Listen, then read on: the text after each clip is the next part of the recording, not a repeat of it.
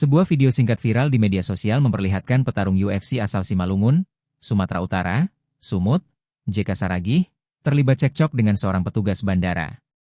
Dilansir dari Tribun Medan, JK Saragih merupakan atlet MMA, Mixed Martial Arts, atau seni bela diri campuran. JK Saragih lahir di Dusun Bah Pasusang, Desa Siporkas, Kecamatan Raya, Kabupaten Simalungun, Sumatera Utara, 3 Juli 1995.